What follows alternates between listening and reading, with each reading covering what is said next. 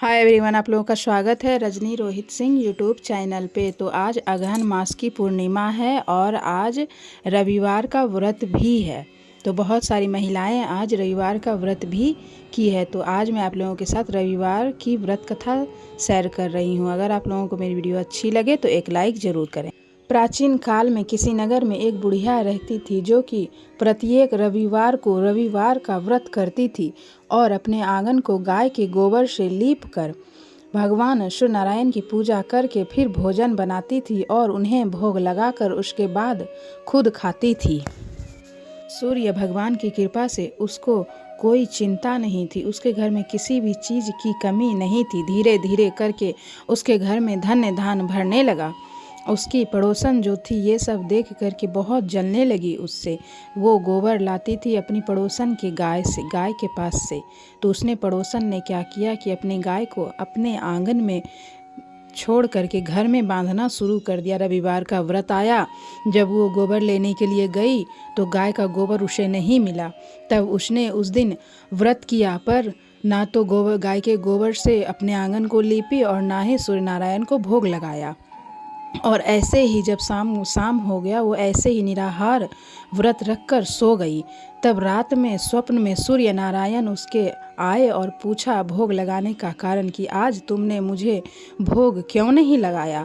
तब उस बुढ़िया ने सारी कहानी बता दी कि मैं जिसके पास से गोबर गाय का लाती थी उसने अपने गाय को अपने घर के अंदर बांध लिया। मुझे गोबर नहीं मिला, इसलिए मैंने यह व्रत में आपको आज भोग लगा पाई।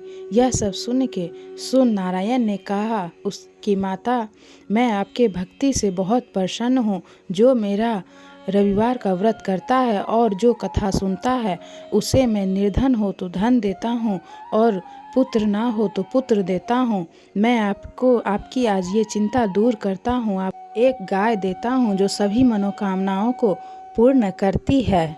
और भगवान सूर्य अंतर ध्यान हो गए। बुढ़िया ने जब सुबह सुबह उठा तो उसने अपने द्वार पे देखा कि गाय बंधी हुई है, जिसे देखकर वो बहुत खुश हुई। लेकिन पड़ोसन ने जब देखा कि उसके खुद के गाय हो गए हैं तो वो और जल गई। और उसने क्या देखा कि ये गाय जो गोबर कर रही है वो सोने का है। उसने देखा कि बुढ़िया वहाँ पे नहीं है तो वह अपने गाय का गोबर ला के वहाँ रख दी और सोने का जो गोबर था उसे उठा के ले गई। 2-3 दिन ऐसा ही किया। उसके बाद एक दिन सूर्य नारायण ने जब देखा कि ये ऐसे कर रही है तो उन्होंने एक दिन बहुत आंधी तूफान चला दी। इसके वजह से बुढ़िया ने अपने गाय को अपने घर में बांध लिया। जब वह सुबह सुबह उठी तो देखा कि ये गाय सोने का गोबर की है। तब बुढ़िया वो गोबर से लेकर रोज रोज वो गोबर लेती और उसे बेच के अपने घर में सारा चीज़ करने लगी। बहुत सुंदर उसने घर बना लिया और सारा चीज़ हो गया उसको। इस चीज़ को देखकर उसकी पड़ोसन ने जाकर के राजा से जाके शिकायत की कि उस बुढ़िया के पास जो एक गाय है वो सोने का गोबर देती है और उसने बताया कि वह रविवार का व्रत करती है और मेरे ही गाय का गोबर लेती थी। जब मैंने अपने गाय को अंदर बांध दिया तो उसने गाय ले लिया और वो गाय है ऐसी चमत्कारिक गाय है जो सोने का गोबर देती है। जब राजा ने ऐसा सुना तो अपने सैनिकों को भेजकर बुढ़िया के घर से उस गाय को लाने के लिए कहा। जब वो लोग वहाँ गए तो वो रविवार का व्रत की थी और भगवान सूर्य नारायण को भोग लगाकर खुद भोजन करने बैठी थी।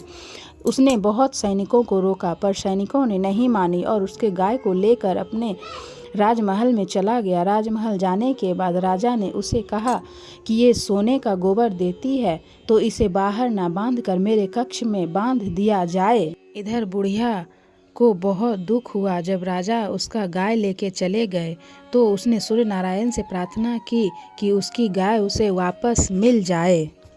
जब राजा सुबह सुबह उठा, जब अपने कक्ष में गया तो देखता है वहाँ सारा महल गोबर से भरा हुआ है और बदबू से पूरा महल महक रहा है। राजा ने सैनिकों से कहा कि महल को साफ किया जाए, लेकिन जितना वो लोग साफ करता उतना ही और गोबर फैल जाता और ज़्यादा बदबू देने लगा। तब उस राजा ने उस पड़ोसन को बुला के कहा कि तुमने बोला कि ये गाय सोने का गोबर देती है, लेकिन ये तो बहुत बदबूदार गोबर देती है और उसे दंडित किया और राजा ने बुढ़िया को महल में बुलवाया और सम्मान सहित उसे गाय लौटा दी। तत्पश्चात राजा के महल से गंदगी साफ हो गई। तब बुढ़िया ने भगवान भास्कर द्वारा रविवार का व्रत करने से और गाय प्राप्त होने की सारी घटना राजा को सुनाई। तब राजा ने पूरे अपने राज्य में घोषणा करवा दी कि जो सारे स्त्री पुरुष रविवार का व्रत करे और कथा करे। रविवार के व्रत की आप लोगों को हार्दिक शुभकामनाएं।